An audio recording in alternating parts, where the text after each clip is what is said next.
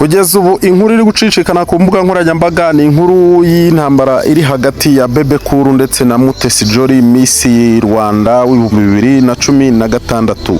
Byatangiye gute? Ni inkuru yaje kuba yandikwa na Bebe Cool ku rukuta rwa X cyangwa se rwa Twitter, aho yaje akandika avuga yuko uyu Mutesi Jolly yagiye amutuburira, ariko kuri ubu ko atagishoboye kubyihanganira byose agiye kubishyira hanze. Uyu Bebe Cool rero yanze kuva ku izima, akomeza gushinja Mutesi Jolly ubutubuzi. Umuhanzi Bebe Cool yatangiye gushyira hanze ubutumwa yagiranye n'uwo yita ko ari Mutesi Jolly wamutuburiye, akaba ari gusaba Perezida Kagame ko hakorwa iperereza kuri Mutesi Jolly.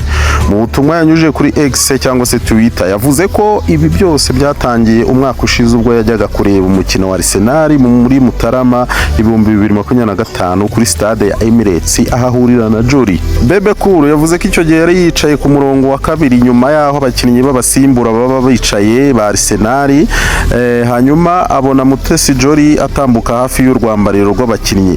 Nyuma batangiye kuganira, Jolly abwira Bebe Cool ko ari mu Bwongereza mu kazi ka leta, ndetse akaba ari na ambassador cyangwa se brand ambassador of Visit Rwanda, u Rwanda rukorana na Arsenal na PSG n'andi makipe rutera inkunga.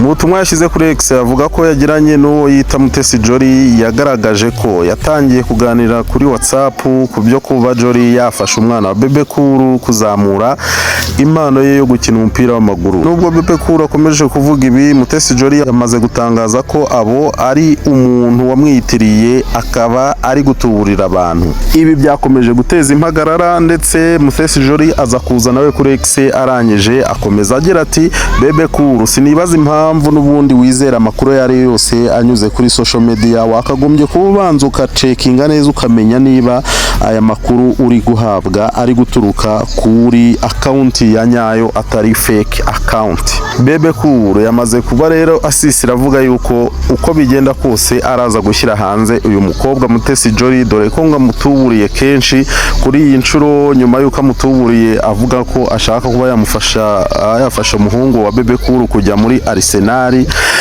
akaba uyu munsi rero yongeye kuba agamije kumutuburira mu yindi misiyo nshyashya yadukanye, ngo afite umukobwa muri Uganda bakorana mu butubuzi, hanyuma amafaranga yose batubuye akakirwa n'uwo mukobwa muri Uganda.